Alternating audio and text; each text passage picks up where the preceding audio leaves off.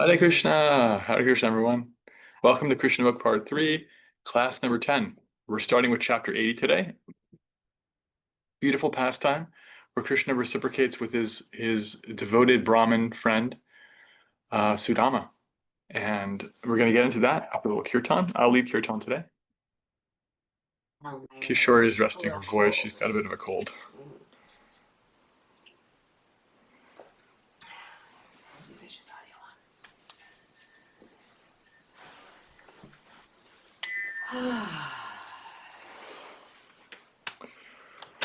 Okay, finding our seat, finding our breath,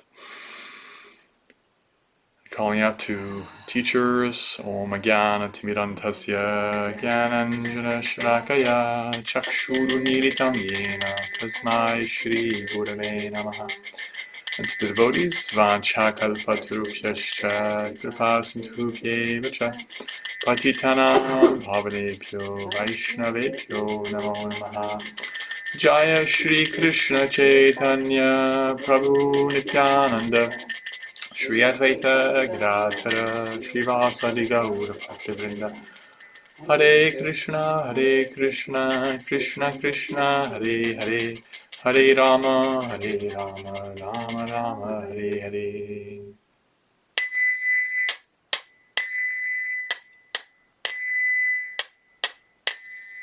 Hare Krishna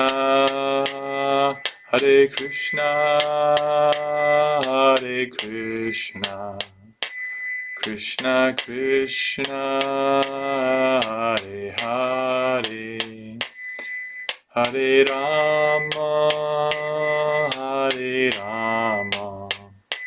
Rama Rama Hare Hare, Hare Krishna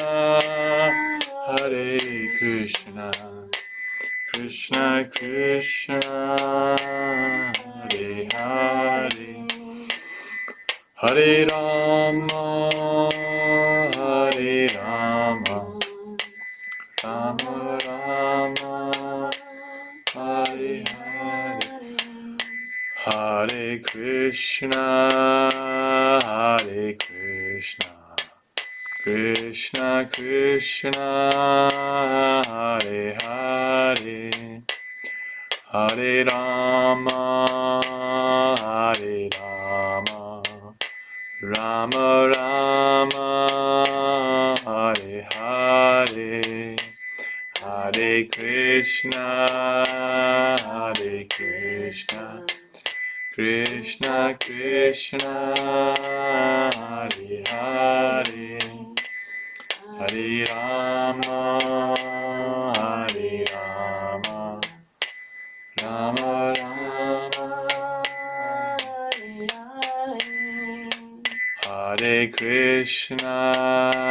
Hare Krishna Krishna Krishna Hare Hare, Hare Rama Rama Rama Hare Hare.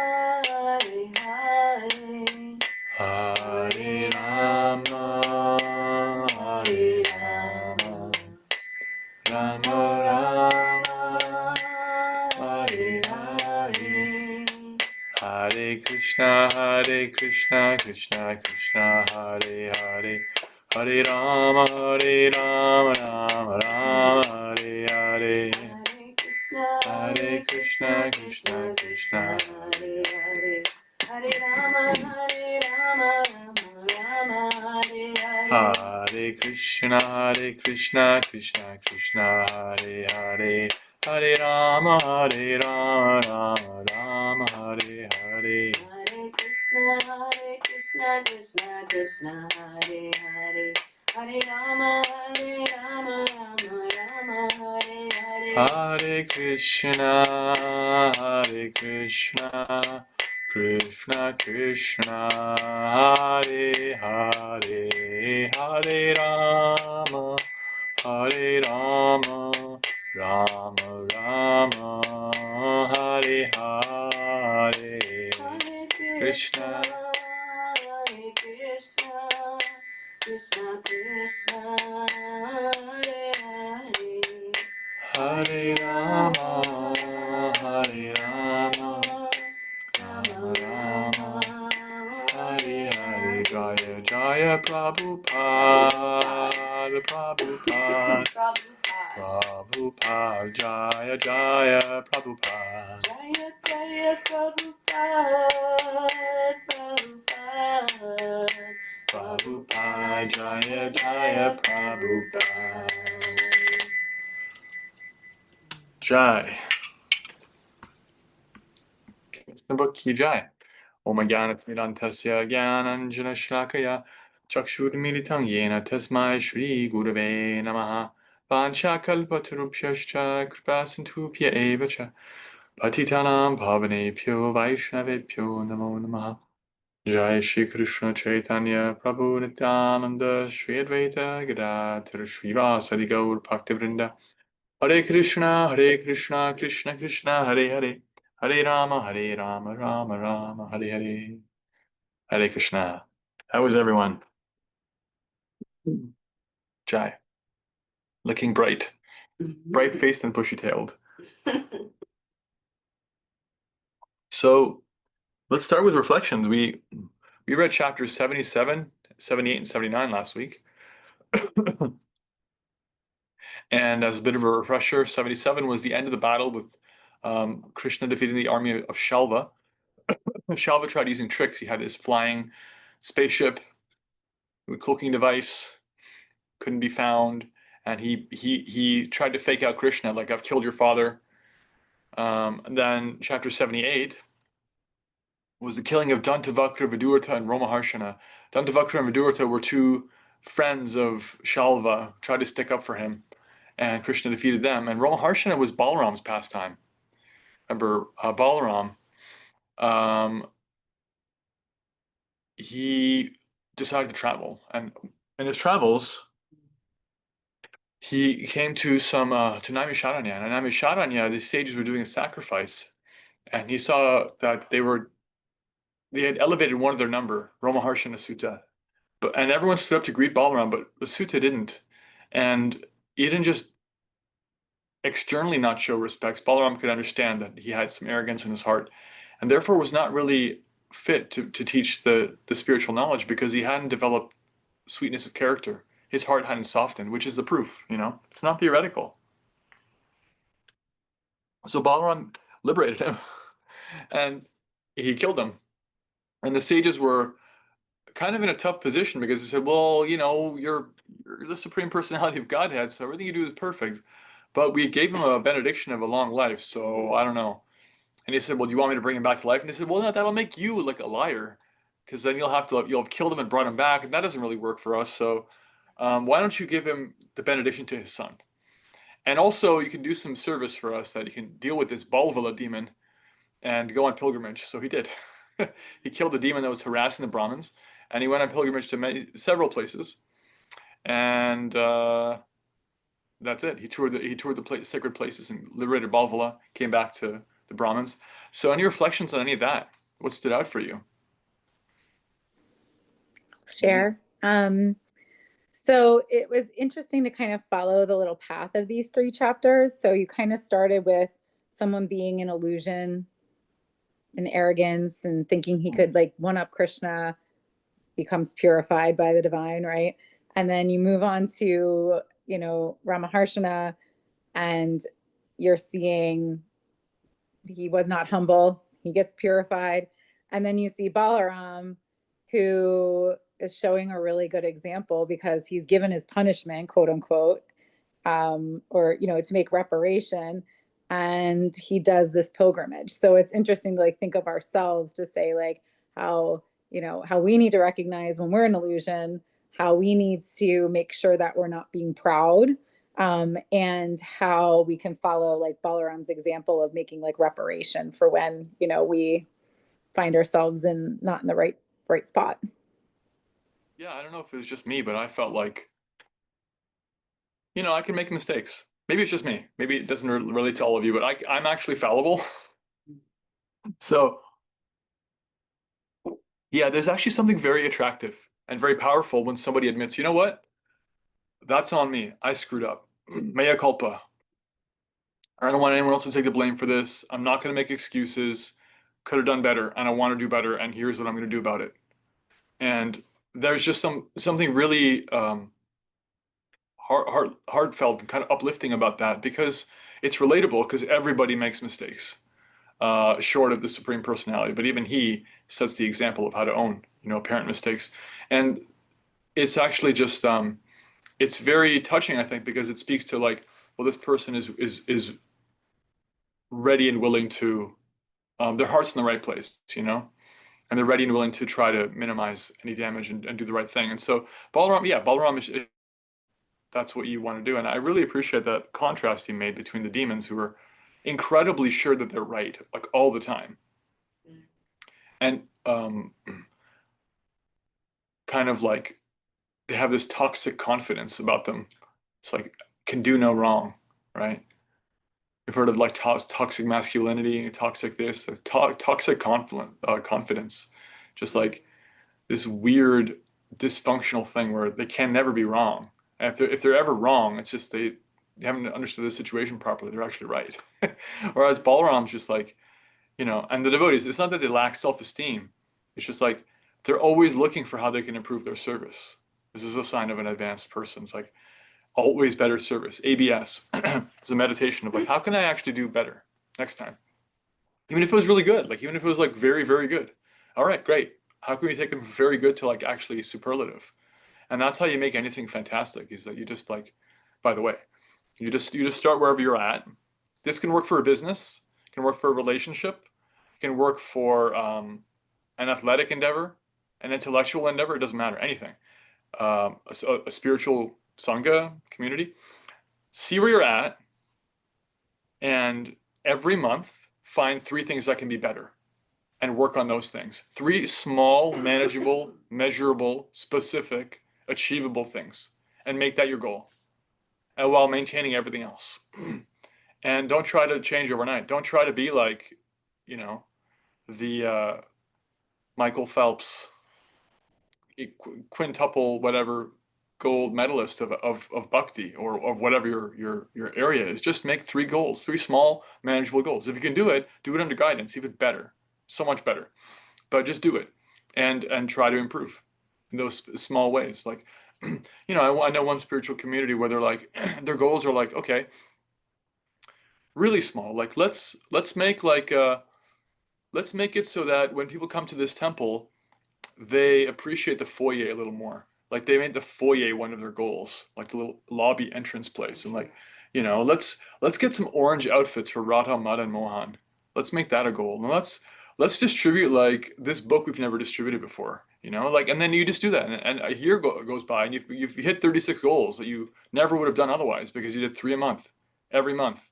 You're gonna be a month older next month anyway, and so you do something like that, you get a drip system going, and it's like that humility creates just compound interest, compound interest. You put a kind of a penny a day, and that just builds up. For the financial gurus out there, so put some compound interest into your life. So Balaram's showing that, like just be always a learner, be always ready to grow and do. How can I do better? Even if you're great. So great reflection. Anything else before we jump into chapter 80?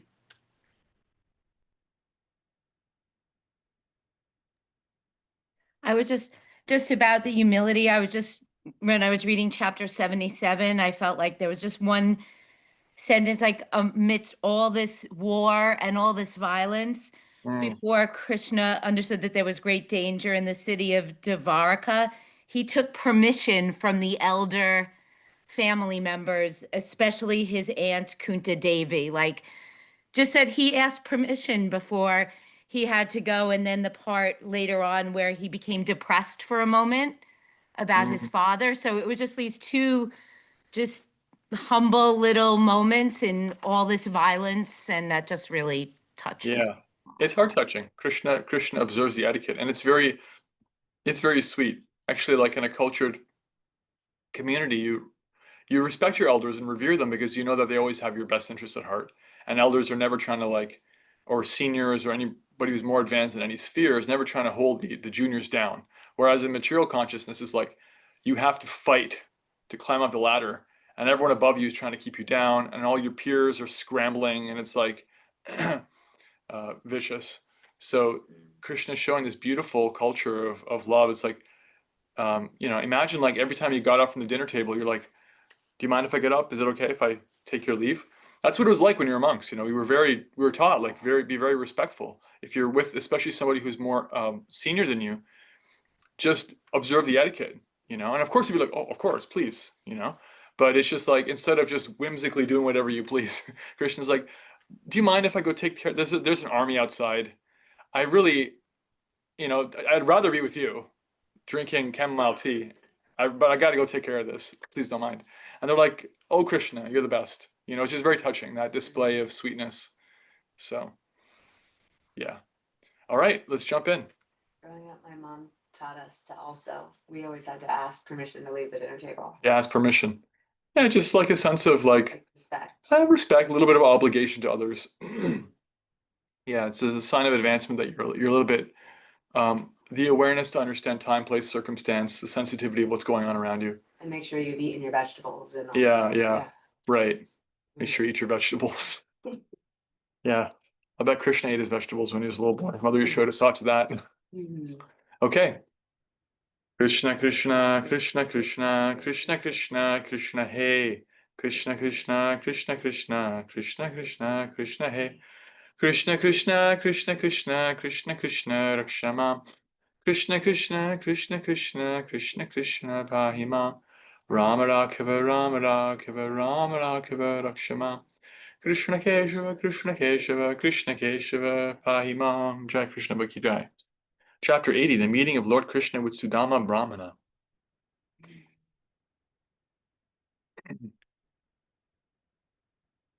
Maharaj Parikshit addressed Shukadeva Goswami as follows. My dear Lord, the Supreme Personality of Godhead, Krishna, is the bestower of both liberation and love of God simultaneously. Anyone who becomes a devotee of the Lord automatically attains liberation without having to make a separate attempt. Because the Lord is unlimited, his pastimes and activities for creating, maintaining, and destroying the whole cosmic manifestation are also unlimited. I therefore wish to hear about other pastimes of his, which you may not have described as yet. My dear Master, the conditioned souls within this material world are frustrated by searching out the pleasure of happiness derived from sense gratification. Such desires for material enjoyment are always piercing the hearts of conditioned souls, but I'm actually experiencing how the transcendental topics of Lord Krishna's pastimes can relieve one from being affected by such material activities of sense gratification. I think no intelligent person can reject this method of hearing the transcendental pastimes of the Lord. Simply by hearing, one can remain always steeped in transcendental pleasure, thus one will not be attracted by material sense gratification. In this statement, Maharaj Parikshit used two important words, Vishanna and Visheshagnya. Vishanna means morose. Materialistic people invent many ways and means to become fully satisfied, but actually they remain morose. The point may be raised that sometimes transcendentalists also remain morose. Parikshit, however, has used the word Visheshagya. There are two kinds of transcendentalists, impersonalists and personalists. Visheshagya refers to personalists who are interested in transcendental variegatedness. The devotees become jubilant by hearing the descriptions of the personal activities of the Supreme Lord, whereas the impersonalists, who are more attracted by the impersonal feature of the Lord, are only superficially attracted by the Lord's personal activities. As such, in spite of coming in contact with the Lord's pastimes, the impersonalists do not fully realize the benefit to be derived, and thus become just as morose as the materialists do in pursuing fruitive activities. Parikshit continued, the ability to talk can be perfected only by describing the transcendental qualities of the Lord. The ability to work with one's hands can be successful only when one engages himself in the service of the Lord with those hands. Similarly, one's mind can be peaceful only when one simply thinks of Krishna and full Krishna consciousness. This does not mean one has to have very great thinking power. One has to simply understand that Krishna, the absolute truth, is all-pervasive by his localized aspect of Paramatma. If one can simply think that Krishna, as Paramatma, is everywhere, even within the atom, then one can perfect the thinking, feeling, and willing functions of his mind. The perfect devotee does not see the material world as it appears to material eyes. for he sees everywhere the presence of his worshipful Lord in his Paramatma feature. Maharaj Parishi continued by saying that the function of the ear can be perfected simply by engagement in hearing the transcendental activities of the Lord.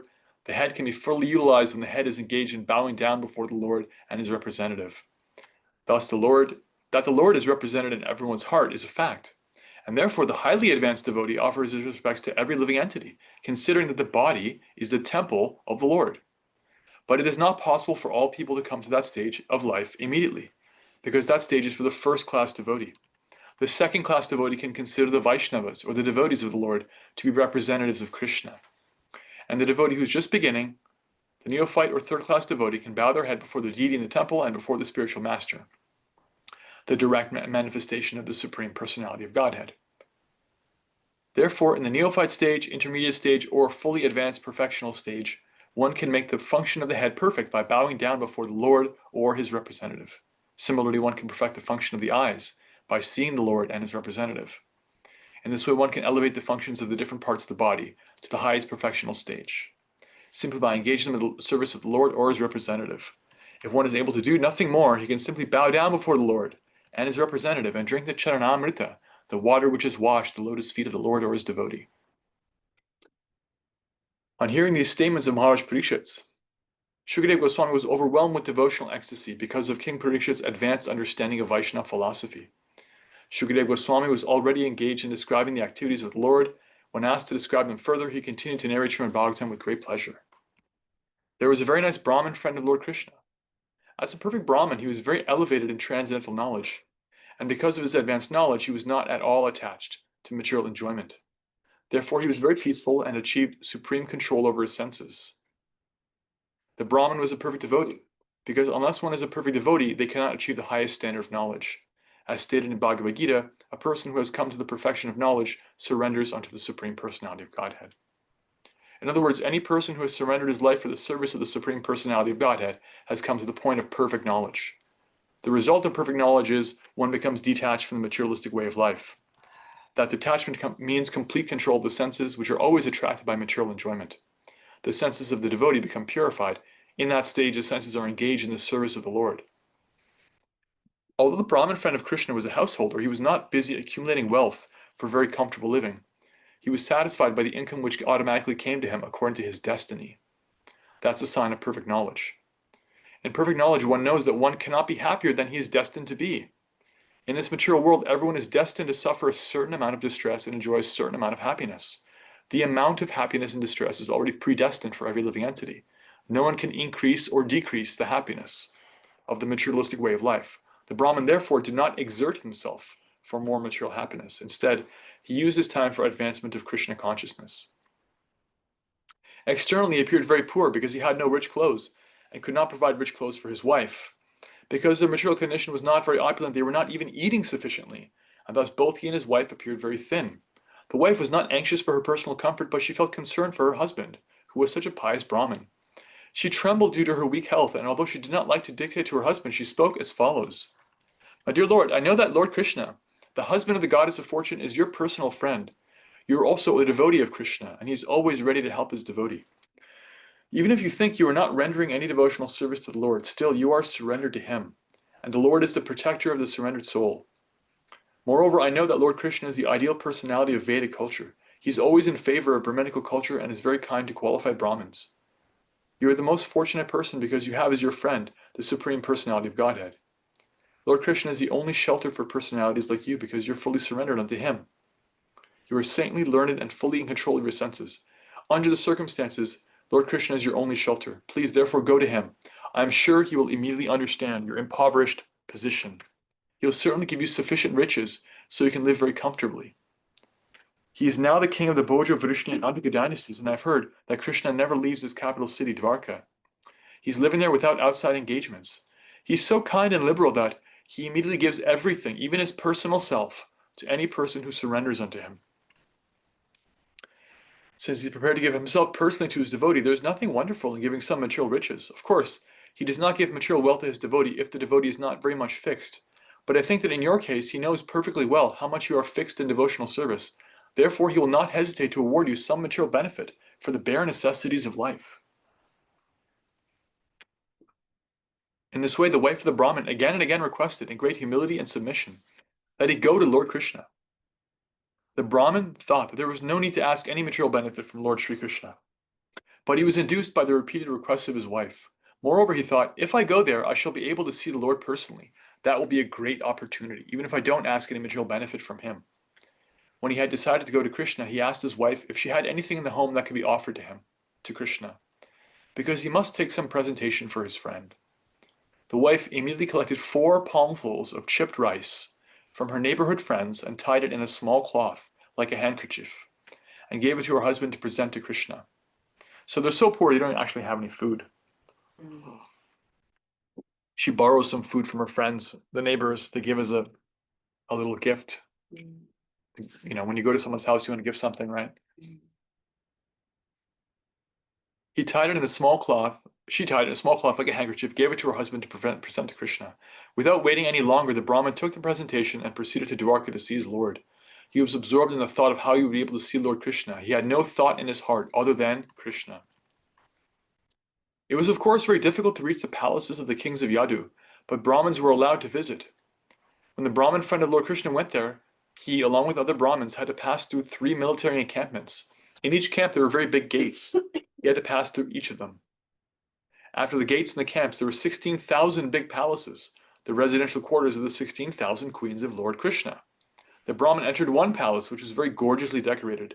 When he entered this beautiful palace, he felt he was swimming in the ocean of transcendental pleasure.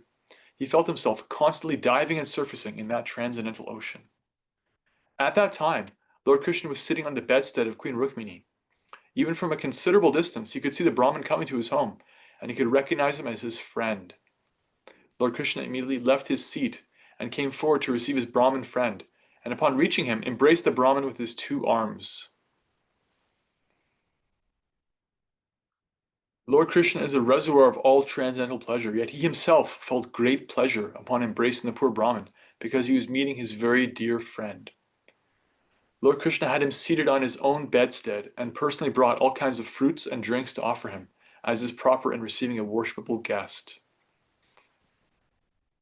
Lord Sri Krishna is the supreme pure, but because he was playing the role of an ordinary human being, he immediately washed the Brahmin's feet, and for his own purification sprinkled the water on his head.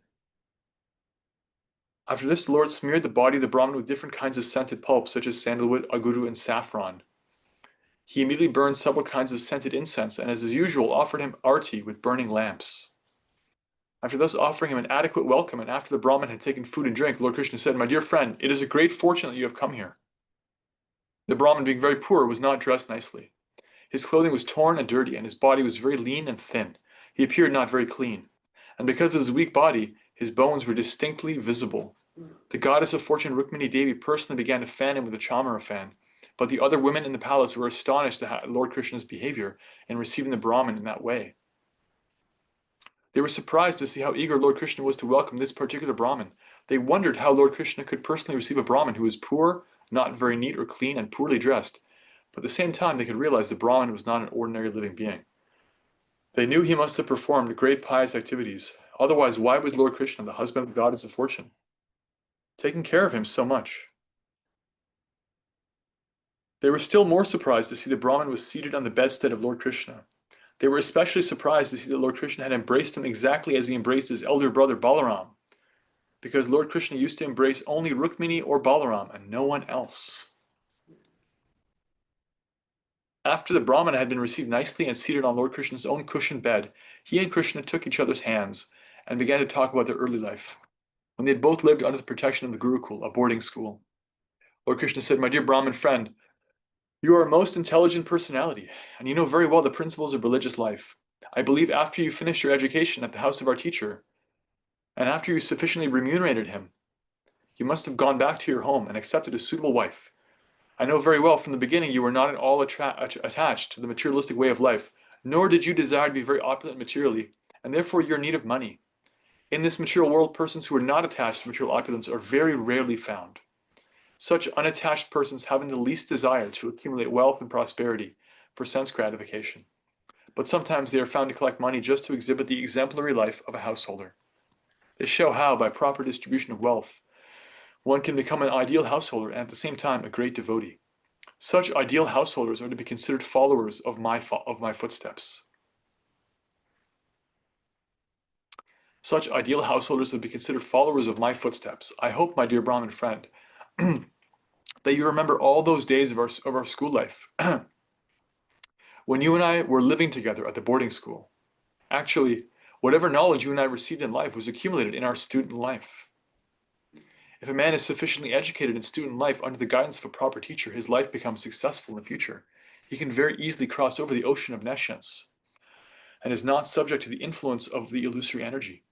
My dear friend, everyone should consider their father to be their first teacher, because by the mercy of one's father, one gets this body. The father is therefore the natural spiritual master. Our next spiritual master is he who initiates us into transcendental knowledge, and he is to be worshipped as much as I am. The spiritual master may be more than one. The spiritual master who instructs the disciple about spiritual matters is called the Shiksha Guru, and the spiritual master who initiates the disciple is called the Diksha Guru. Both of them are my representatives. There may be many spiritual masters who instruct, but the initiator spiritual master is one. A human being who takes advantage of these spiritual masters and, receiving proper knowledge from them, crosses the ocean of material existence is to be understood as having properly utilized his human form of life. He has practical knowledge that the ultimate interest of life, which is to be gained only in this human form, is to achieve spiritual perfection and be transferred back home, back to Godhead. My dear friend, I am Paramatma, the Supersoul present in everyone's heart, and it is my direct order that human society follow the principles of Varna and Ashram. As stated in the Bhagavad Gita, human society should be divided into 4 Varnas according to quality and action. Similarly, everyone should divide their life into 4 parts. One should utilize the first part of life in becoming a bona fide student, receive adequate knowledge, and keep oneself in the vow of brahmacharya, so that one may completely devote their life for the service of the spiritual master without indulging in sense gratification. A brahmachari is meant to lead a life of austerities and penance. The householder is meant to lead a regulated life of sense gratification. But no one should remain a householder for the 3rd stage of life. In that stage, one has to return to the austerities and penances formerly practiced in brahmachari life, and thus relieve themselves of the attachment to household life. After being relieved of their attachments to the materialistic way of life, one may accept the order of sannyas. As the supersoul of the living entities, I sit in everyone's heart and observe everyone's activity in every stage and order of life. Regardless of which stage one is in, when I see that one is engaged seriously and sincerely in discharging the duties ordered by the spiritual master, and is thus dedicating their life to the service of the spiritual master, that person becomes most dear to me. As far as the life of brahmacharya is concerned, if one can continue the life of a brahmachari under the direction of a spiritual master, that is extremely good. But if in brahmacharya life one feels sex impulses, one should take leave of his spiritual master, satisfying him according to the guru's desire. According to the Vedic system, a gift is offered to the spiritual master, which is called Guru Dakshina. Then the disciple should take the householder life and accept a wife according to religious rites.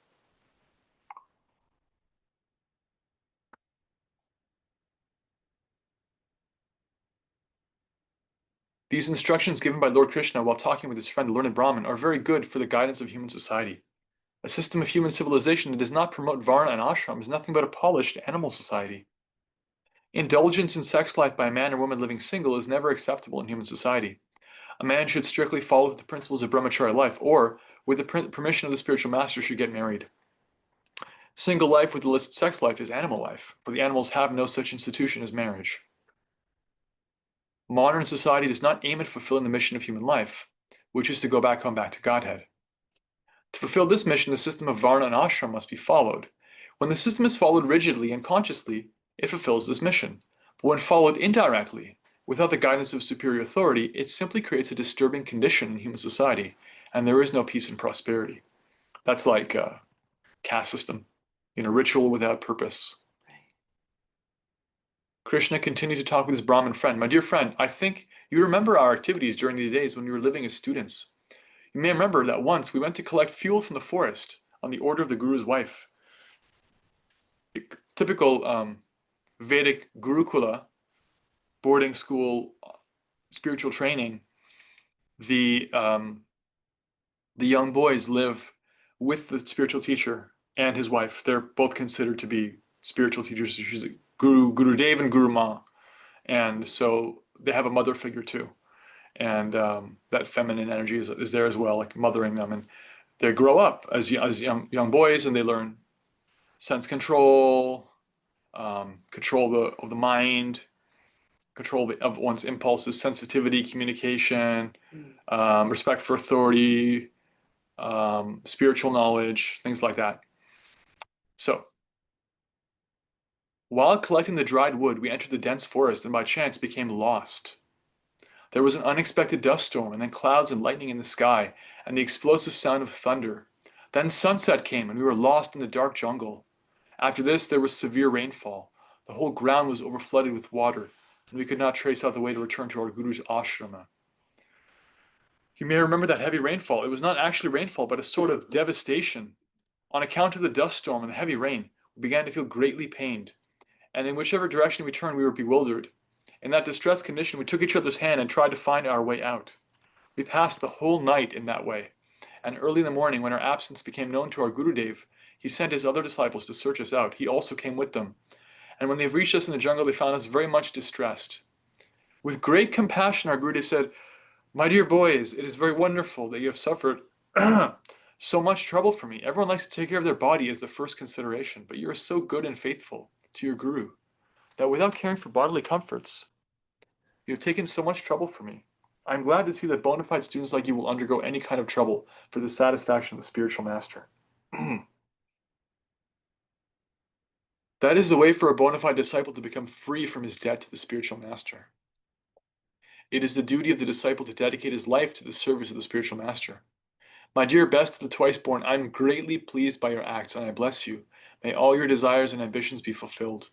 May the understanding of the Vedas which you have learned from me always continue to remain within your memory, so that at every moment you can remember the teachings of the Vedas and quote their instructions without difficulty. Thus you will never be disappointed in this life or the next. Krishna continued, "My dear friend, you may remember that many such incidents occurred while we were in the ashram of our spiritual master. Both of us can realize that without the blessings of the spiritual master, no one can be happy. By the mercy of the spiritual master and by his blessings, one can achieve peace and prosperity and be able to fulfill the mission of human life." On hearing this, the learned Brahmin replied, "My dear Krishna, you are the Supreme Lord and the Supreme Spiritual Master of everyone. And since I was fortunate enough to live with you in the house of our Guru, I think I have nothing more to do in the matter of prescribed Vedic duties.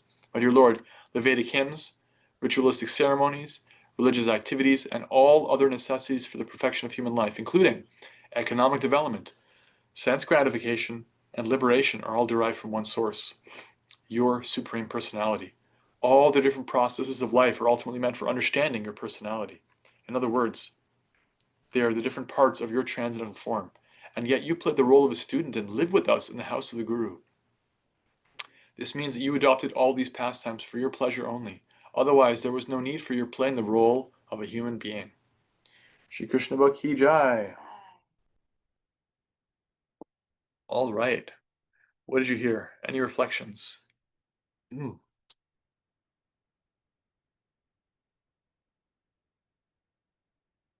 I thought it was sweet how Krishna was reminiscing with his old childhood school buddy.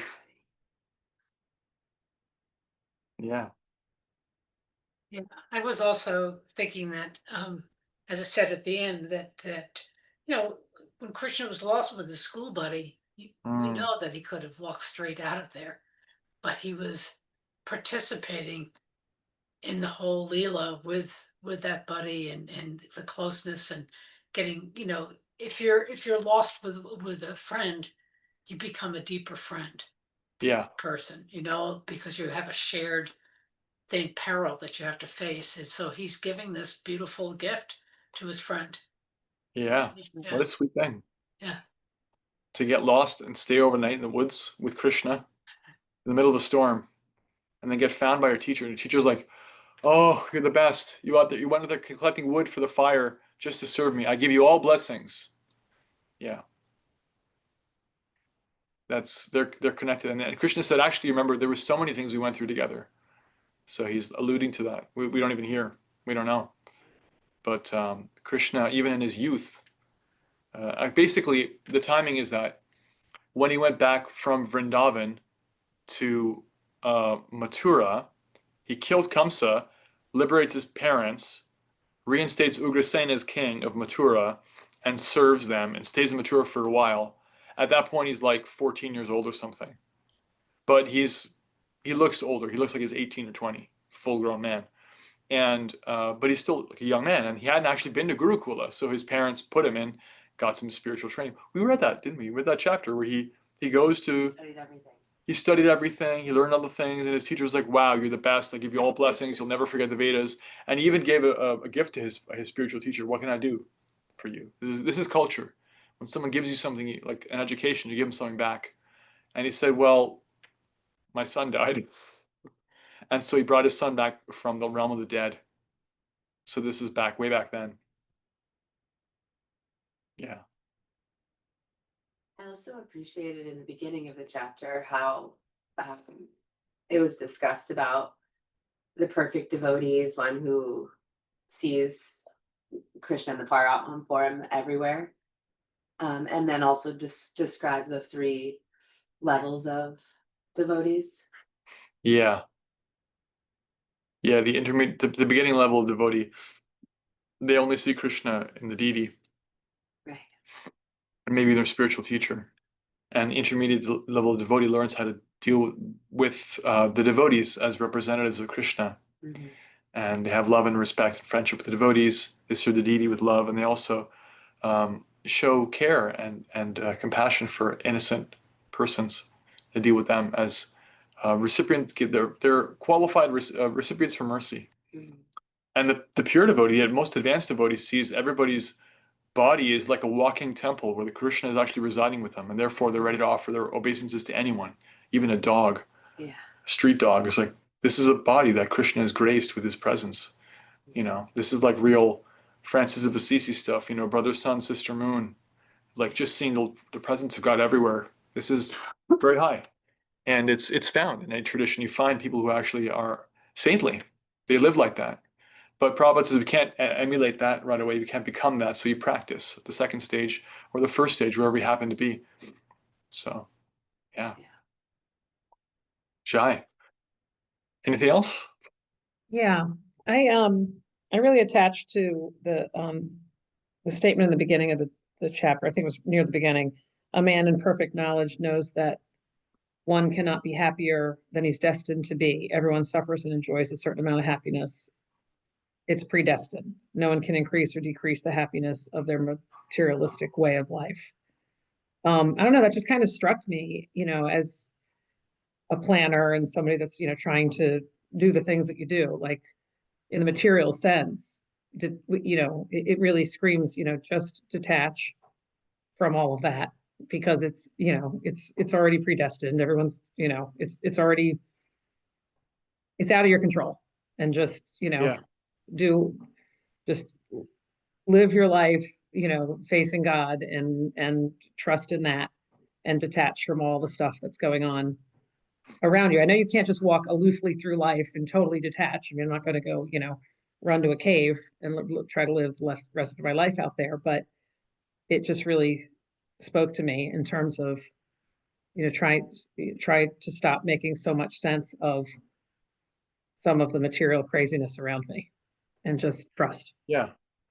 It's a call to not micromanage, because left to our own devices, we'll spin out and try to like custom make the perfect situation for ourselves. And karmically, that's not possible, because you're going to get what you get. And also, it's also a prioritizing thing, because it's like, well, if you look at a statement that you can't change anything, in a vacuum, it almost doesn't make sense, because like clearly you can, right? But it's like, it's also a prioritizing thing. It's like, well, why would you make your whole life about comfort when you're only going to adjust so much anyway? Like, you can create more karma if you want to. If you're like, well, yeah, I've created a certain situation in the past, but I really want to create an even better situation for the future. Yeah, you can do that. You can like micromanage this body and like, worry about every penny of your wealth and try to get more, and like health and beauty and pleasure and whatever. But you can create a more comfortable situation for yourself in the future by doing that. But it's also like, well, every second you're doing that, you're not investing in your real benefit. You're just not. Because you can't possibly be absorbed in material anxiety and be absorbed in spiritual consciousness at the same time. It just does not work that way. And I took it as a call to freedom. Like, yeah, just, you have permission. Invest, whether anybody ever tells you to your face you have the right to, you have the right to. I'm saying, Prabhupada's saying, Krishna's saying, you have the right to invest in your eternal benefit. Just because we live in a society that doesn't care about that, has made it uncool or unpopular, has forgotten about it, just because it makes you feel different, doesn't matter. It's your birthright to invest in your spiritual heritage, who you are, your relationship with God. That's your birthright. Just by taking birth, you have that privilege, always. And you always have the prerogative to just be like, you know what? Like Balaram, you know what? I'm going to go on pilgrimage. Like, I'm done worrying about this stuff right now. There was a war going on. He's like, I love you guys. I love you guys. Can't you get along? They're like, no. He's like, okay, fine. I'm out. You sort it out, you know? Like, imagine like you're a parent and your kids are squabbling. You're like, you know what? Fine. I'm going to Vrindavan. Deal with it. All right, just clean it up when I get back. It's between you guys. I'm not going to worry about it. I'm going to Krishna. It's like you have the right. You have the right. So, I love that. Thank you. yeah. Okay, chapter 81. The Brahman Sudaman blessed by Lord Krishna. Lord Krishna, the Supreme Personality of Godhead, the super soul of all living entities, knows everyone's heart very well. He's especially inclined to the Brahmin devotees. He's called Brahmanya Deva, which means that he's worshipped by the Brahmins. Therefore, it's understood that a devotee who fully surrenders unto the Supreme Personality of Godhead has already acquired the position of a Brahmin. Without becoming a Brahmin, one cannot approach the Supreme Brahman, Lord Krishna. Krishna is especially concerned with vanquishing the distress of his devotees and is the only shelter for pure devotees. Lord Krishna engaged for a long time in talking with Sudama Vipra, Vipra means Brahmin, about their past association. Then, just to enjoy the company of an old friend, Lord Krishna began to smile and asked, my dear friend, what have you brought for me? Has your wife given you some nice edible for me? While addressing his friend, Krishna looked upon him and smiled with great love. He continued, my dear friend, you must have brought some presentation for me from your home. Lord Krishna knew that Sudama was hesitating to present him with the paltry chipped rice, which was actually unfit for his eating. Understanding the mind of Sudama Vipra, the Lord said, my dear friend, I am certainly not in need of anything. But if my devotee gives me something as an offering of love, even though it may be very insignificant, I accept it with great pleasure.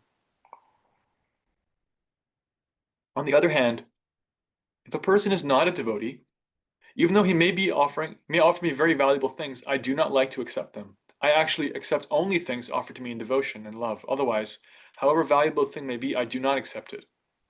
If my pure devotee offers me even the most insignificant things, a little flower, a little piece of leaf, a little water, but saturates the offering in devotional love, then not only do I gladly accept such an offering, but I eat it with great pleasure. Lord Krishna assured Sudama Vipra that he'd be very glad to accept the chip rice he had brought from home. Yet out of great shyness, Sudama Vipra hesitated to present it to the Lord. He was thinking, how can I offer such an insignificant thing to Krishna? And he simply bowed his head. I don't know about you, but I can really relate to that. How can I offer such an insignificant thing to Krishna? Prabhupada said this is real devotion. One time that Prabhupada was talking to his disciples about offering your food, and he started to cry. He got very emotional. He said, this is the mood he was talking about the mood you should have in devotion. And he said, Krishna, and he started to like choke up. I'm so fallen. I'm so pathetic, basically, but I don't have anything. I have such an insignificant offering. Please take it. It's not good enough for you, but please take it. And he said this is real devotion. Like, just think, like, yeah, it's not a special offering. Like, you ever seen like someone pompously, extravagantly offer something like, here's some charity for you because I'm such a big deal. Like, it's the opposite of that. It's like, I wish I could give you something you deserve. You're the best.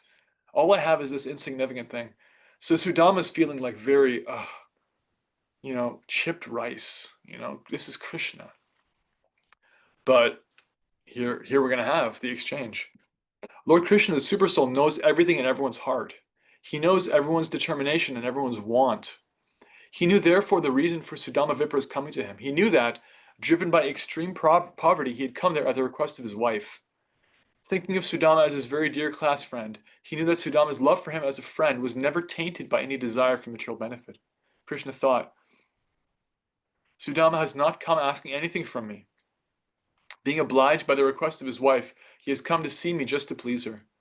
Lord Krishna therefore decided he would give more material opulence to Sudama Vipra than could be imagined even by the king of heaven. He then snatched a bundle of chipped rice, which was hanging on the shoulder of the poor Brahmin, packed in one corner of his wrapper, and said, "What is this? My dear friend, you have brought me nice, palatable chipped rice." He encouraged Sudama Vipra, saying, "I consider that this quantity of chipped rice will satisfy not only me, but the whole creation." It is understood from this statement that Krishna, being the original source of everything, is the root of the entire creation. As watering the root of a tree immediately distributes water to every part of the tree, so an offering made to Krishna or an action done for Krishna is to be considered the highest welfare work for everyone, because the benefit of such an offering is distributed throughout the creation. Love for Krishna is distributed to all living entities. Deep. While Lord Krishna was speaking to Sudama Vipra, he ate one morsel of chipped rice from his bundle, and when he attempted to eat a second morsel, Rukmini Devi, the goddess of fortune herself, checked the Lord by catching hold of his hand. After touching the hand of Krishna, Rukmini said, "My dear Lord, this one morsel of chipped rice is sufficient to cause him who offered it to become very opulent in this life, and to continue his opulence in the next life. My Lord, you are so kind to your devotee, that even this one morsel of chipped rice pleases you very greatly, and your pleasure assures the devotee opulence in both this life and the next." This indicates that when food is offered to Lord Krishna with love and devotion, and he's pleased and accepts it from the devotee, Rukmini Devi, the goddess of fortune, becomes so greatly obliged to the devotee that she has to go personally to the devotee's home to turn it into the most opulent home in the world. If one feeds Narayana sumptuously, the goddess of fortune, Lakshmi, automatically becomes a guest in one's home, which means that one's home becomes opulent. The learned Brahmin Sudama passed that night at the house of Lord Krishna, and while there he felt as if he were living on a Vaikuntha planet. Actually, he was living in Vaikuntha, because wherever Lord Krishna, the original Narayana, and Rukmini Devi, the goddess of fortune, live, is not different from the spiritual planets, Vaikuntha Loka. The learned Brahmin, Sudama, did not appear to have received anything substantial from Krishna while at his palace, yet he did not ask for anything from the Lord. The next morning he started for his home, thinking always about his reception by Krishna, and thus he merged in transcendental bliss. All the way home he simply remembered the dealings of Lord Krishna, and he felt very happy to have seen the Lord. He never even asked. The Brahmin thought, "It is most pleasurable to see Lord Krishna, who is most devoted to the Brahmins. How great a lover he is of Brahminical culture. He is the supreme Brahman himself, and yet he reciprocates with the Brahmins. He also respects the Brahmins so much that he embraced to his chest such a poor Brahmin as me." There's a nice verse in Sanskrit where he says it. He says, "Kwaham diridrapapiyan kwa Krishna shuniketanaha."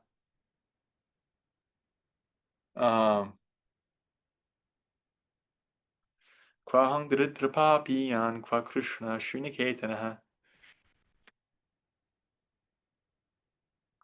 Forget the third line. Bahupyam paridam pitaha. He says, "Who am I but insignificant, poverty-stricken, sinful, pretend Brahmin? And who is Krishna but the actual husband of the goddess of fortune? Yet, still with those two arms, he gave me a hug."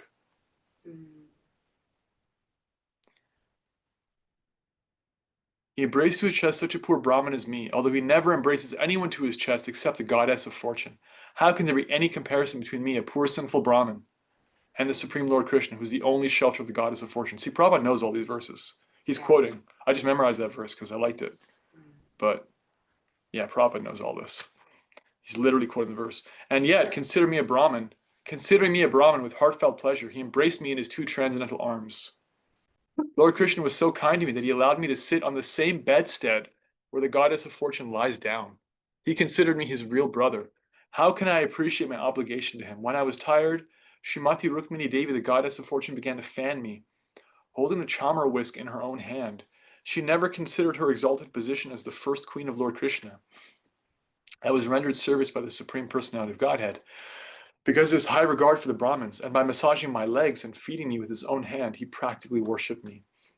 Aspiring for elevation to the heavenly planets, liberation, all kinds of material opulence, or perfection in the powers of mystic yoga. Everyone aspiring for these things, everyone throughout the universe worships lotus-feet Lord Krishna. Yet the Lord was so kind to me that he did not give me even a farthing. It's an extinct currency from Britain. It's like the smallest currency they have. It's like a penny. He did not give me even a farthing, knowing very well that I'm a poverty-stricken man who, if I got some money, might become puffed up and mad after material opulence and so forget him. The statement of the Brahmin Sudama is correct. An ordinary person who's very poor and prays to the Lord for benediction and material opulence, and who somehow or other becomes richer, immediately forgets his obligation to the Lord. Therefore, the Lord does not offer opulences to his devotee unless the devotee is thoroughly tested. Rather, if a neophyte devotee serves the Lord very sincerely and at the same time wants material opulence, the Lord keeps them from obtaining it. Gives them what they need, not what they want. That's a real friend. Thinking in this way, the learned Brahmin gradually reached his own home. But there he saw that everything was wonderfully changed. He saw that in place of his cottage, there were big palaces made of valuable stones and jewels, glittering like the sun, moon, and rays of fire. Not only were there big palaces, but at intervals there were beautifully decorated parks in which many beautiful men and women were strolling. In those parks, there were nice lakes full of lotus flowers and beautiful lilies. The whole neighborhood got an upgrade. There were flocks of multicolored birds. Seeing the wonderful conversion of his native place, the Brahmin began to think, how am I seeing all these changes? Does this place belong to me or someone else? If it is the same place where I used to live, then how has it become so wonderfully changed? While the learned Brahmin was considering this, a group of beautiful men and women with features resembling those of the demigods, accompanied by musical chanters, approached to welcome him. All were singing auspicious songs. The wife of the Brahmin was very glad on hearing the tidings of her husband's arrival, and with great haste she came out of the palace. The Brahmin's wife appeared so beautiful it seemed as if the goddess of fortune herself had come to receive him. As soon as she saw her husband present before her, tears of joy fell from her eyes, and her voice became so choked up she could not even address her husband. She simply closed her eyes in ecstasy. But with great love and affection, she bowed down before her husband, and within herself she thought of embracing him. She was fully decorated with a gold necklace and ornaments, and while standing among the maidservants, she appeared like a demigod's wife, just alighting from an airplane. The Brahmin was surprised to see his wife so beautiful, and in great affection, and without saying a word, he entered the palace with her. She wasn't even properly fed last time he saw her. When the Brahmin entered his personal apartment in the palace, he saw it was not an apartment, but the residence of the king of heaven. The palace was surrounded by many columns of jewels. The couches and the bedsteads were made of ivory and bedecked with gold and jewels, and the bedding was as white as the foam of milk and as soft as a lotus. There were many whisks hanging from golden rods, and many golden thrones with sitting cushions, as soft as lotus flowers. In various places there were velvet and silken canopies with laces of pearls hanging all around. All the women in the palace carried lamps made of valuable jewels. The flames and the jewels combined to produce a wonderfully brilliant light. When the Brahmin saw his position suddenly change to one of opulence, and when he could not determine the cause for such a change, he began to consider very gravely how it had happened. He thought, from the beginning of my life I have been extremely poverty-stricken, so what could be the cause of such great and sudden opulence? I do not find any cause other than the all-merciful glance of my friend Lord Krishna, the chief of the Yadu dynasty. Certainly these gifts are Lord Krishna's causeless mercy. The Lord is self-sufficient, the husband of the goddess of fortune, and thus he is always full with 6 opulences. He can understand the mind of his devotee, and he sumptuously fulfills the devotee's desires. All these are acts of my friend Lord Krishna. My beautiful dark friend Krishna is far more liberal than the cloud, which can fill the great ocean with water.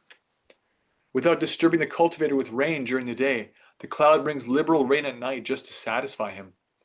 And yet, when the cultivator wakes up in the morning, he thinks it has not rained enough. Similarly, the Lord fulfills the desire of everyone according to their position. Yet one who is not in Krishna consciousness considers all the gifts of the Lord to be less than his desire. On the other hand, when the Lord receives a little thing in love and affection from his devotee, he considers it a great and valuable gift. I am a vivid example of this. I simply offered him a morsel of chipped rice, and in exchange he has given me opulences greater than those of the King of Heaven. What the devotee actually offers the Lord is not needed by the Lord, for he is self-sufficient. If the devotee offers something to the Lord, it acts for his own interest, because whatever a devotee offers the Lord comes back in a quantity 1,000,000 times greater than what was offered. One does not become a loser by giving to the Lord. One becomes a gainer by millions of times. The Brahmin, feeling great obligation to Krishna, thought, I pray to have the friendship of Lord Krishna and to engage in his service and to fully surrender to him in love and affection, life after life. I don't want any opulence. I only desire not to forget his service. I simply wish to be associated with his pure devotees. May my mind and activities be always engaged in his service. The unborn Supreme Personality of Godhead, Krishna, knows that many great personalities have fallen from their positions because of extravagant opulence. Therefore, even when his devotee asks for some opulence from him, the Lord sometimes does not give it. Yet he's very cautious about his devotees. Because a devotee in an immature position of devotional service may, if offered great opulence, fall from his position due to being in the material world, the Lord does not offer opulence to him. This is another manifestation of the causeless mercy of the Lord on his devotee. His first interest is that the devotee not fall. Exactly like a well-wishing father who does not give much wealth into the hand of his immature son, but who, when the son is grown up and knows how to spend money, gives him the whole treasury house. The learned Brahmin thus concluded that whatever opulences he'd received from the Lord should be used not for his extravagant sense gratification, but for the Lord's service. The Brahmin accepted his newly acquired opulence, but he did so in a spirit of renunciation, remaining unattached to sense gratification, and thus he lived very peacefully with his wife, enjoying all the facilities of opulence as the prasadam of the Lord. He enjoyed varieties of food by offering it to the Lord and then taking it as prasadam. Similarly, if, by the grace of the Lord, we get such opulences as material wealth, fame, power, education, and beauty, it is our duty to consider that they are all gifts of the Lord and must be used for his service and not for our sense enjoyment. The learned Brahmin remained in that position, and thus his love and affection for Lord Krishna increased daily. It did not deteriorate due to great opulence. Material opulence can be the cause of degradation and also the cause of elevation, according to the purposes for which it is used. If opulence is used for sense gratification, it's the cause of degradation. If used for the service of the Lord, it's the cause of elevation. It's evident from Krishna's dealings with Sudama Vipra that the Supreme Personality of Godhead is very, very pleased with a person who possesses Brahmanical qualities. A qualified Brahmin like Sudama is naturally a devotee of Lord Krishna. Therefore it is said, Brahmano Vaishnavaha. A Brahmana is a Vaishnava. Or sometimes it is said, Brahmana Panditaha. Pandita means a highly learned person. A Brahmana can be foolish or uneducated. Therefore, there are two divisions of Brahmins, namely Vaishnavas and Panditas.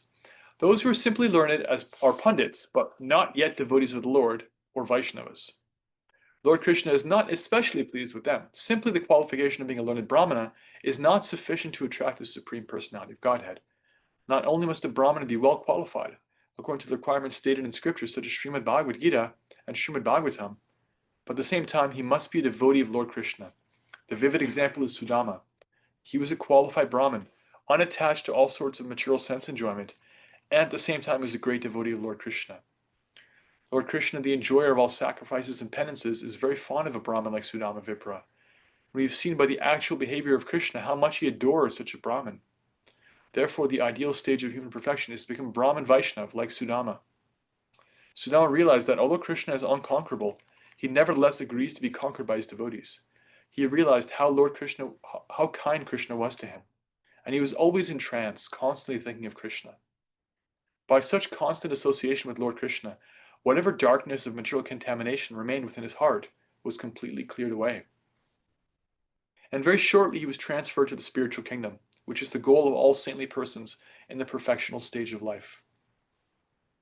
So our acharyas explained that when we're hearing about how any remaining material contamination in Sudama's heart was cleared away, what that means is Sudama particularly was connected, he was attached, you know how some people are attached to like opulence?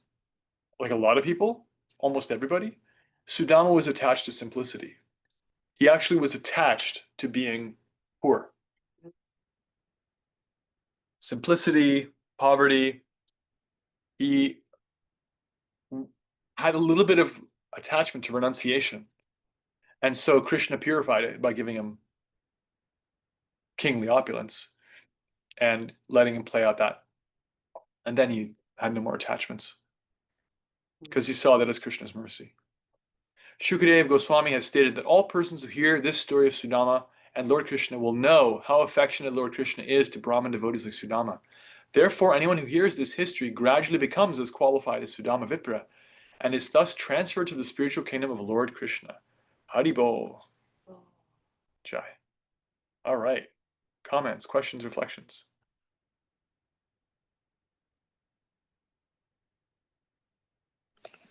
It's almost like a Cliff Notes chapter. Like it's like the Cliff Notes of all the high principles that as Vaishnavas we're supposed to embody or embrace, right? So it's like the humility kind of referring to the offering of a flower or a leaf or water with devotion. Krishna will accept it and will reciprocate. And how we're not these bodies, and living poor and ragged and dirty, like was not who that Brahmana had renounced everything, and then moving to all these little nuggets. I feel like it's like this little Cliff Notes chapter for Vaishnavism. Yeah, a lot of little nuggets there. I thought it was also really interesting how his wife asked him to get some money or ask Krishna for something, which is like normally you'd think, well, that's not very, pure. But she did it out of love for him. She wasn't like, I really want a new dress. Like, come on. It wasn't about her. It was about her. She loved and respected her husband, and she's like, he's not even really taking care of himself here. Like Krishna can do this, and so it was actually a pure desire. It was not outside devotional service, pure devotional service. Krishna also saw it that way, and I like that. I like that association of like, because if almost like if he left to his own devices, he would have just stayed there, But like, it was a little bit of, hey, go to Krishna. It was just really good association. We've seen the effects of bad association in the Bhagavatam. All these loser demon Krishna haters are like, try to fight him. They fail. And their friends are like, yeah. Do it again. Do it again. Do it again. You could totally win this time. Totally. I got you. I'm putting money down, and like they go out there and humiliate themselves for the 25,000th time. Here's Sudama Vipra, great devotee, little attached, little in the comfort zone, little in a rut. And his devotee wife is like, hey, go to Krishna. And there's that wake up call and like, hey, perfect. Exactly what he needed. So I like that whole husband-wife team thing going on there. I even as a brahmachari, I was like, that's nice. I appreciate that. You got to have somebody, whether it's your partner or other brahmacharis, someone who's like got your back in devotional service. You don't try and go it alone. And it's a fact. So that's my reflection. Anything else? Just remember the first time I heard this Leela was from His Holiness Ramaswamy telling the story in such like a beautiful heart. He wasn't reading the Krishna book or the Bhagavatam, and he was just telling his. Yeah, it's all in his heart. Yeah. Maharaj is steeped in like a bag of tea. He's just steeped in Krishna's pastimes. Yeah. And so then whenever I read this part in the Krishna book or hear it, I'm brought back to that. Very nice. Which is really, really sweet. Yeah, that's great. Jai. Okay. I don't know if we're going to get all the way through chapter 82 because it's very long, but we'll start. Who can stop us? Short of Krishna. 82. Lord Krishna and Balaram, wait for it, meet the inhabitants of Vrindavan. Oh my God. Oh my Krishna. Okay, this is a big deal. This is a big deal. Once upon a time, while Lord Krishna and Balaram were living peacefully in their great city of Dvarka, there was the rare occasion of a full solar eclipse, such as takes place at the end of every kalpa, or day of Brahman. At the end of every kalpa, the sun is covered by a great cloud. An incessant rain covers the lower planetary systems up to Svargaloka. By astronomical calculation, people were informed about this great eclipse prior to its taking place, and therefore everyone, both men and women, decided to assemble at the holy place in Kurukshetra, known as Samanta Panchaka. Okay, so Kurukshetra is where the battle took place. Not yet. That hasn't happened yet, I think. Hasn't it? Yeah, it's happened. The chapters are in different timings. I think at this point, maybe I'm wrong. I don't know. Anyway, so Kurukshetra is where the battle happens. But it was always a holy place. And because of that, they gathered there to do a sacrifice. To the Samanta Panchaka pilgrimage sacrifice. Yeah. The Samanta Panchaka pilgrimage site is celebrated because Lord Parshuram performed great sacrifices there after killing all the Kshatriyas in the world 21 times. The unqualified Kshatriyas. There's a whole pastime there. That's Canto 9. When Lord Parshuram killed all the Kshatriyas, their accumulated blood flowed like a stream. Lord Parshuram dug 5 big lakes at Samanta Panchaka Pancha means 5, by the way. Pentagon. Pandava. No, Pandava is a proper name. There's 5 of them. That's just coincidence. It's Pancha. Pancha means 5. So Samanta Panchaka, there's 5 lakes. Dug 5 big lakes at Samanta Panchaka and filled them with this blood. Lord Parshuram is Vishnu Tattva. As stated in Ishopanishad, Vishnu Tattva cannot be contaminated by any sinful activity. Parshuram is actually incarnation, in other words. Yet, although Lord Parshuram is fully powerful and uncontaminated, in order to exhibit ideal character, he performed great sacrifices at Samanta Panchaka to atone for his so-called sinful killing of the Kshatriyas. By his example, Lord Parshuram established that the killing art, although sometimes necessary, is not good. Lord Parshuram considered himself culpable for the sinful killing of the Kshatriyas. Therefore, how much more culpable are we for such abominable, unsanctioned acts? Thus, from time immemorial, the killing of living entities is prohibited all over the world. Like Balaram, just, doing penance. Kurukshetra is where Parshuram did penance after his doing the necessary. Taking advantage of the occasion of the solar eclipse, all important persons from all parts of Bharatavarsha visited the holy place of pilgrimage. Some of the important personalities are mentioned as follows. Among the elderly persons were Akrura, Vasudeva, and Ugrasena. Among the younger generation were Gada, Pradyumna, Samba, and many other members of the Yadu dynasty who had come there with a view to atone for sinful activities accrued in the course of their discharging their respective duties. Because almost all the members of the Yadu dynasty went to Kurukshetra, some important personalities like Aniruddha, the son of Pradyumna, and Kritavarma, the commander-in-chief of the Yadu dynasty, along with Suchandra, Shuka, and Sadhana, remained in Dwarka to protect the city. All the members of the Yadu dynasty were naturally very beautiful. And yet, on this occasion, when they appeared duly decorated with gold necklaces and flower garlands, dressed in valuable clothing and properly armed with their respective weapons, their natural beauty and personalities were 100 times enhanced. The members of the Yadu dynasty came to Kurukshetra in their gorgeously decorated chariots, which resembled the airplanes of the demigods, and which were pulled by big horses that moved like the waves of the ocean. Some Yadus rode on sturdy, stalwart elephants that moved like the clouds in the sky. Their wives were carried on beautiful palanquins by beautiful men, whose features resembled those of the Vidyadharas. That's like a celestial being. The entire assembly looked as beautiful as an assembly of the demigods of heaven.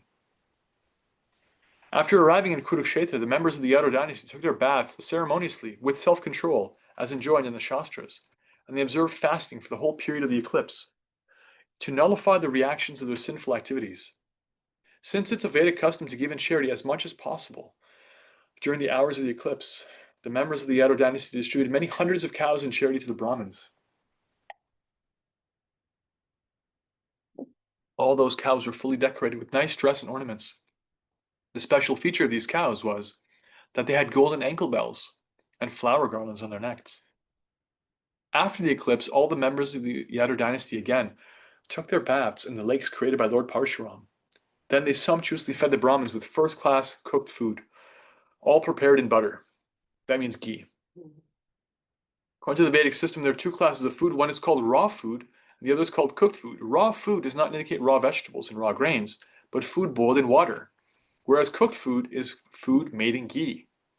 Chapatis, flatbread, dal, lentils, rice, and ordinary vegetables are called raw foods, as are fruits and salads, but puris, fried bread.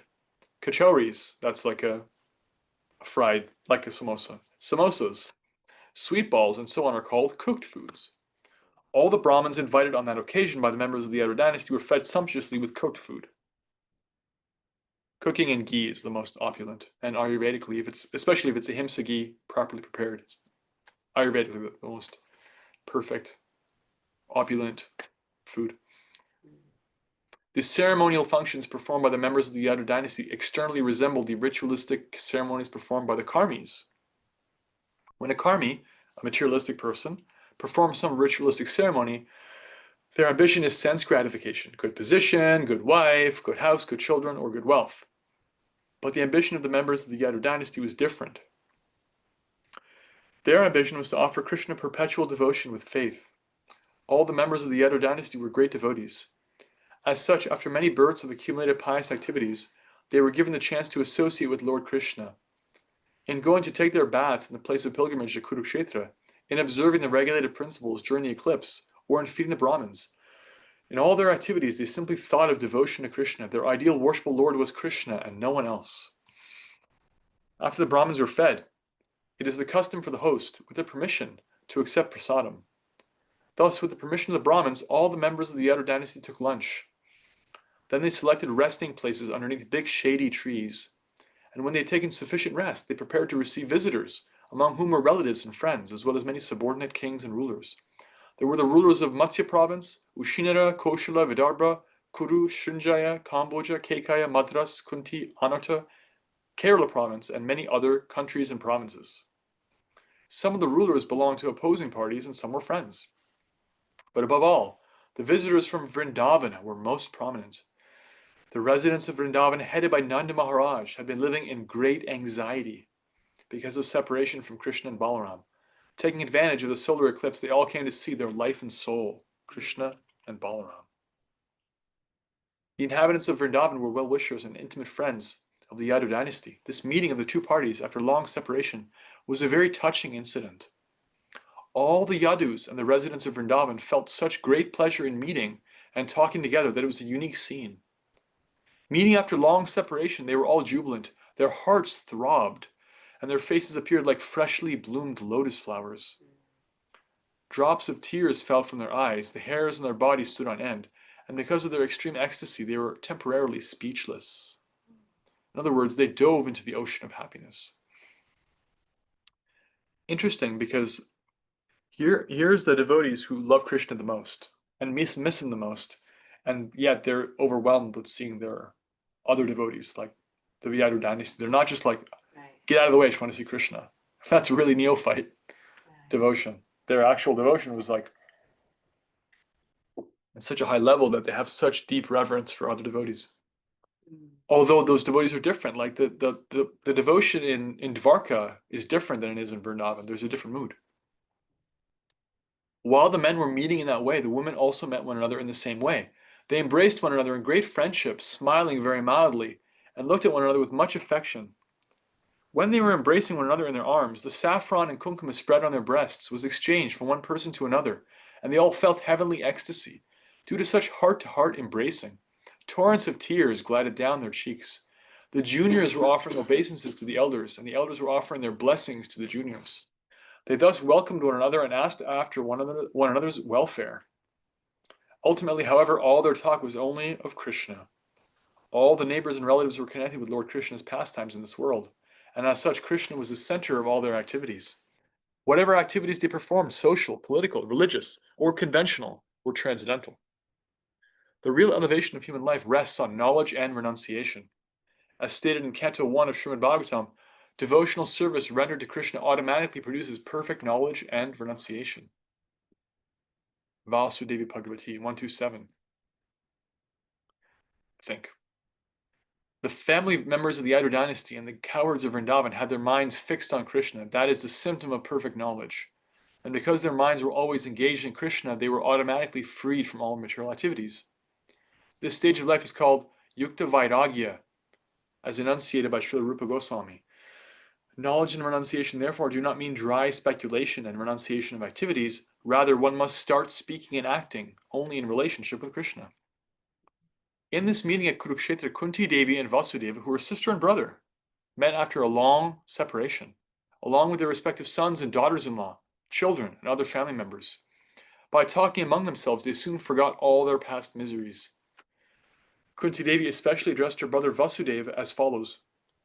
My dear brother, I am very unfortunate because not one of my desires has ever been fulfilled. Otherwise, how could it happen that although I have such a saintly brother as you, perfect in all respects, you did not inquire for me as to how I was passing my days in a distressed condition of life? It appears that Kunti Devi was remembering the miserable days when she'd been banished with her sons. Through the mischievous plans of Dhritarashtra and Duryodhana. Yes, I think this is after the Battle of Kurukshetra. She continued, my dear brother, I can understand that when providence goes against someone, even one's nearest relatives forget them. In such a condition, even one's father, one's mother, or one's own children will forget them. Therefore, my dear brother, I do not accuse you. Vasudeva replied to his sister, my dear sister, do not be sorry, and do not blame me in that way. We should always remember that we are all only toys in the hands of providence. Everyone is under the control of the Supreme Personality of Godhead. Under his control only, all kinds of fruitive actions and their reactions take place. My dear sister, you know, we were very much harassed by King Kamsa, and by his persecutions we were scattered here and there. We were always full of anxieties. Only in the last few days have we returned to our own places by the grace of God. After this conversation, Vasudeva and Ugrasena received the kings who came to see them, and they warmly welcomed them. Seeing Lord Krishna present on the spot, all the visitors felt transcendental pleasure and became very peaceful. Some of the prominent visitors were as follows: Bhishmadev, Dronacharya, Dhritarashtra, Duryodhana. Okay, the battle hasn't happened because Duryodhana is still alive. So, we've established she's gone through banishment, Kunti, with the Pandavas, but Duryodhana is still alive. The battle hasn't happened yet. That's where we are timeline-wise. Because these chapters is a bit of a jumping around. Some are before, some are after. You'll see. Prominent visitors: Bhishmadev, Dronacharya, Dhritarashtra, Duryodhana, Gandhari, along with her sons. Gandhari was the wife of Dhritarashtra. Yeah.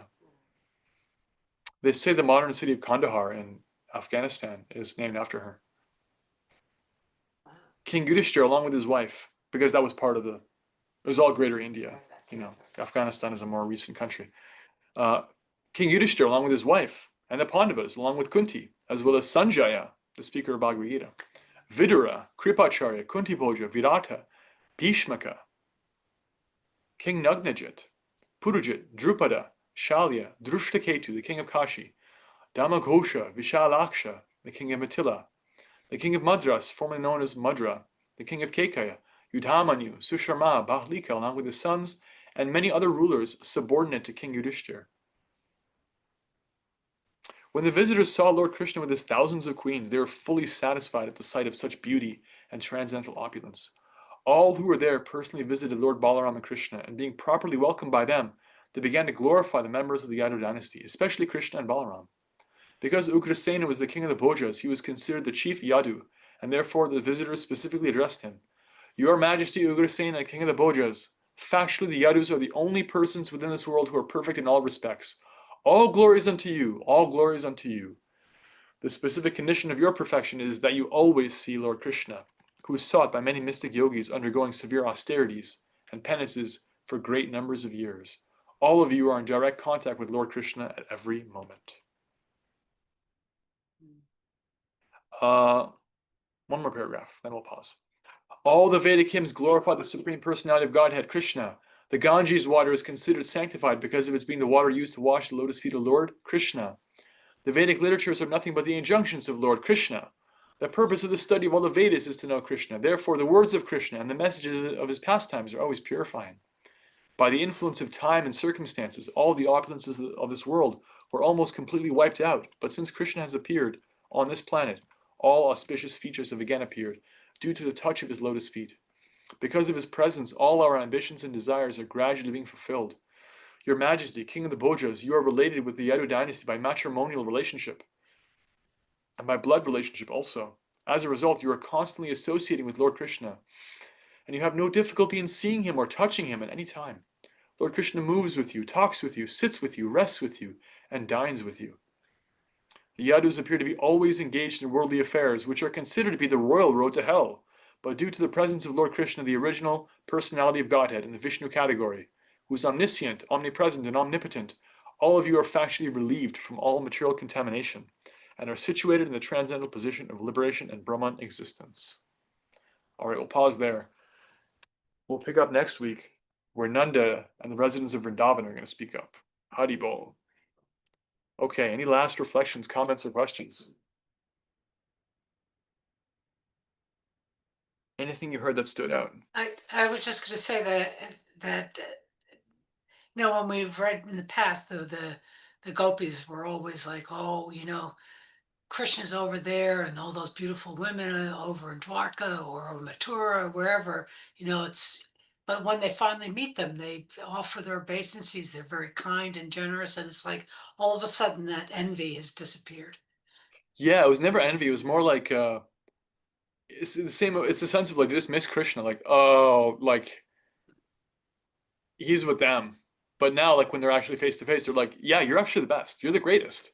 No one's more fortunate than you because you live with Krishna. Actually, the residents of Vrindavan are even more fortunate because they're actually missing Krishna. Their Krishna consciousness is even a higher degree. But factually, Krishna is living with the Yadus, and they're not like grumbling over it. The residents of Vrindavan, they're like, wow, who even are you? You must be so fortunate. What have you even done? Like, you must be the greatest, most fortunate people. You have the greatest blessing. Krishna lives with you. He's your friend. He's a king in your dynasty. Of note, they didn't actually worship him in Vrindavan like a king. They wanted him to come back home and play the flute and dance on the banks of the Yamuna like he used to. So this whole king thing, it wasn't for them. But when they were there, they're like giving their respects. Very good point. Yeah, no envy.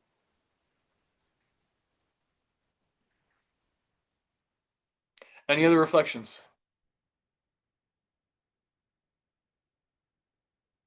Okay. Well, for this week, read chapters 80, 81, and 82 and reflect back in the chat what you heard. We had some wonderful reflections last week. Please continue to add to it in the WhatsApp chat and on YouTube. Beautiful pastime of Sudama. And then we have now Krishna's meeting the residents of Vrindavan, about to meet the residents of Vrindavan, and Kurukshetra. Om Tat Sat, Hare Krishna, Jai. Srila Prabhupada ki Jai. Shri Krishna Book Srimad Bhagavatam ki Jai. Now let's offer our respectful obeisances to all the Vaishnava devotees of the Lord, who are just like desire trees, can fulfill the desires of everyone, and are full of compassion for all the conditioned souls. Jai Vansha Kalpatarupyascha Kripasindhubhye Vacha Patitanam Pavanepyo Vaishnavepyo Namo Namaha. Hare Krishna. Thanks, everyone. Rest well, get over your colds. Yeah. Thanks. Thank you. Thanks to the YouTube crew, WhatsApp crew.